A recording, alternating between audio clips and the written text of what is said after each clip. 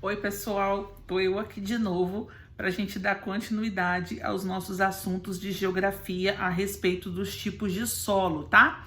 Já introduzimos o assunto na videoaula passada, já falamos sobre os tipos de solo, a importância do solo também, dos solos alóctone e autóctone.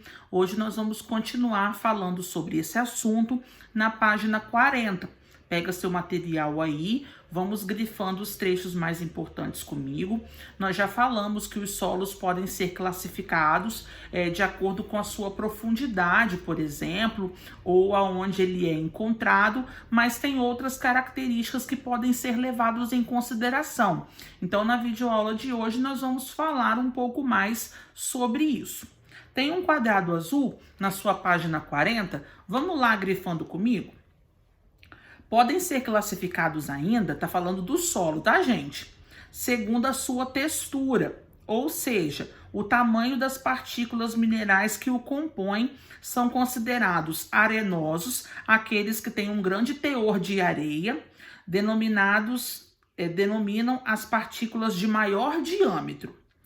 Os que apresentam alta concentração de argila, partículas de menores diâmetro, que no caso são os solos argilosos, e nenhum dos dois tipos é considerado ideal para o desenvolvimento de florestas densas ou da prática da agricultura, sendo os níveis de fertilidade melhores em classes intermediárias para outras combinações e texturas. Então aqui ele falou para gente de dois tipos de solo: os arenosos e os argilosos.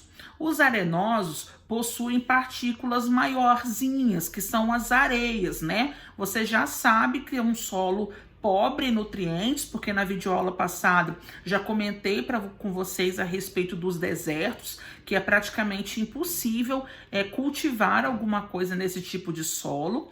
E ele falou para a gente hoje também dos argilosos. Eles têm partículas bem pequenas e tem uma grande concentração de argila.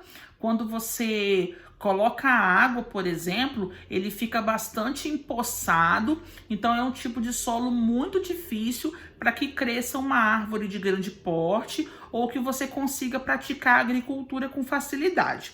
Aí ele te deu a imagem desses dois solos. Essa imagem aí é de um solo arenoso no Rio Grande do Sul e a outra é de um solo de coloração avermelhada, com bastante concentração de argila, também do Rio Grande do Sul. Vamos virar a folha na página 41? Lá em cima, um tipo especialmente importante de solo argiloso e autóctone no Brasil é o chamado de terra roxa, na qual tem uma coloração avermelhada. Já comentei sobre esse tipo de solo com vocês na videoaula passada. Vamos grifar um trechinho importante comigo? Os solos apresentam características da rocha da qual se originaram. É o que ocorre com um tipo de solo comum na região sul e sudeste, de cor avermelhado escuro. Tal coloração advém da presença de minério de ferro no basalto, rocha originária desse solo. No início do século XIX, imigrantes italianos vieram para trabalhar na produção de café em São Paulo e no Rio de Janeiro. Mais tarde, a cultura se espalhou para outras áreas, cobertas também pelo solo vermelho, tanto em São Paulo como no Paraná. Como os imigrantes chamavam o solo de terra rossa, que em italiano significa terra vermelha, o tipo de solo ficou conhecido no Brasil como terra roxa, em razão da pronúncia italiana, mesmo que sua apresentação seja avermelhada. O senso comum costuma afirmar que a terra roxa é um dos solos mais produtivos de todo o mundo, porém isso não está exatamente correto, pois sua fertilidade varia muito dependendo da região. O Brasil é privilegiado porque os locais que têm terra roxa são os locais onde a qualidade dos nutrientes são bem maiores. Mas nem todas as terras roxas pelo mundo afora têm um tipo de solo propício à prática da agricultura. Isso varia muito, tá bom? Vamos virar a folha comigo na página 42.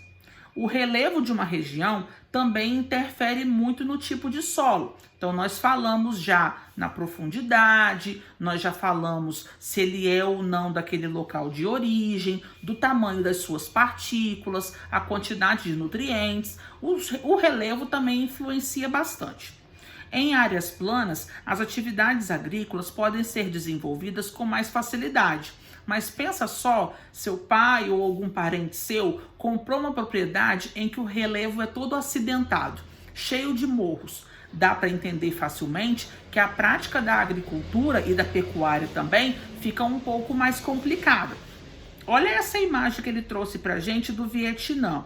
Ela mostra uma área de declive, onde o relevo é todo acidentado, todo cheio de altos e baixos, com alguns pontos mais elevados. A prática da agricultura se torna um pouco mais complicada. Então, existem algumas técnicas que podem ser colocadas em prática para facilitar a atividade agrícola.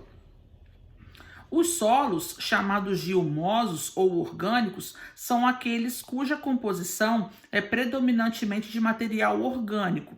Já os solos minerais, como o nome remete, prevalecem os minerais. Então aqui, por exemplo, antes da gente falar dos solos humosos e dos com quantidade mineral, vamos continuar falando sobre essas áreas de declive. Tá percebendo alguma característica interessante nessa imagem? Tá parecendo que o morro tá cheio de degraus, tá vendo? Essa é uma técnica chamada de terraços e também de curvas de nível, onde eles passam a plantar numa mesma linha ou constroem essas espécies de degraus para que quando vem a chuva e por ser uma área de morro, ela não carregue toda a plantação de uma vez só e acabar danificando tudo. Ela acaba vindo e ela tem o seu impacto reduzido por conta desse nível que foi construído aí as plantações. Então é uma das estratégias que os agricultores utilizam para que eles não tenham muita perda de solo quando a chuva vem com maior intensidade. Falando sobre outros tipos de solo agora, ele trouxe para a gente os humosos, que é rico em matéria orgânica. Ele chega a ter a coloração até um pouco mais escura, quase que preta, porque ele é marcado pela decomposição de plantas e restos de animais. É um solo extremamente rico em nutrientes, tá? Vamos para baixo. A capacidade de infiltração da água das chuvas também é um importante aspecto a se considerar sobre o solo, pois ela leva oxigênio às raízes das plantas. De maneira geral, nesse contexto, os solos são classificados como excessivamente drenados, nos quais a água se infiltra rapidamente, bem drenados, aqueles em que a água se infiltra com facilidade, porém fica retida em grandes poros existentes na sua estrutura, e os mal drenados, aqueles nos quais a água se acumula, como em áreas baixas e inundáveis às beiras dos rios. Então aqui nós estamos vendo que a capacidade que a água tem de infiltrar em determinados tipos de solo também é uma característica marcante que deve ser considerada, tá? Tem solos que você coloca a água, ele já chupa e já absorve aquilo rapidamente.